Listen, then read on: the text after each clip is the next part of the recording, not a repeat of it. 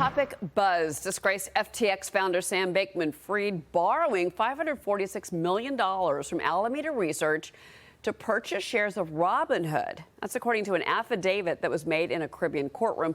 SBF also reportedly meeting with Michael Lewis, the Hollywood writer of The Big Short, during his house arrest. Okay, Adam. Yeah. Here's my question. Let's hear it. The clawback begins. How in the world do they start to bring back investor funds? Robinhood's an example. The real estate's an example.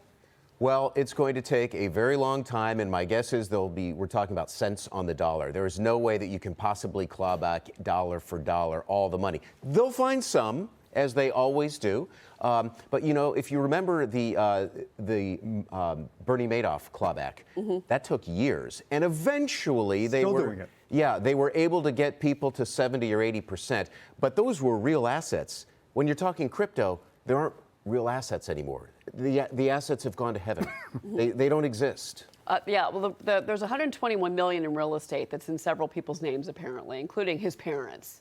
So I can't wait to see if they're going to be facing charges. What are the clawback just rules? asking the question. I don't know anything. Yeah, and I don't even know. But what are the clawback rules? If he's convicted of being stupid, all right, do you get to claw back the money? If he's convicted of fraud, then it's obvious. So I think that distinction is going to be very important in the weeks and months ahead. What's the jail time do you think you serve for being stupid?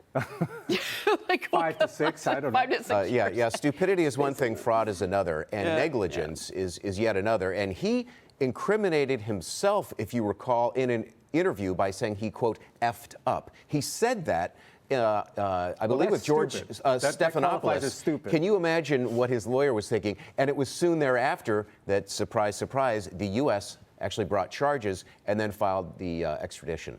So he incriminated himself. He admitted to wrongdoing. Unbelievable. Yeah. It really is unbelievable. I don't know what your view of crypto is, David, but I've never been a big fan of it. I'll just put that out there. But this really is such a stain on the industry overall. I mean, I think there could be a place for crypto, but I think it has to be regulated. We're already seeing some of the repercussions of that. Gold, I think gold's ascent this year, in part, is because of crypto, because people are going back to gold as an alternative to a fiat currency. Yeah.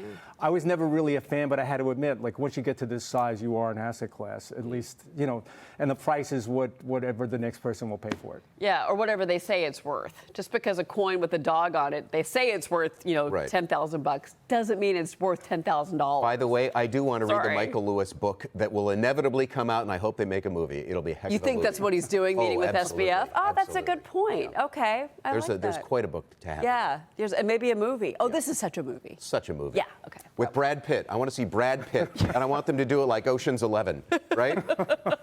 Except that was one you could actually like the guy. I'm not sure we're going to like the guy at the end of this one. True, no. Yeah.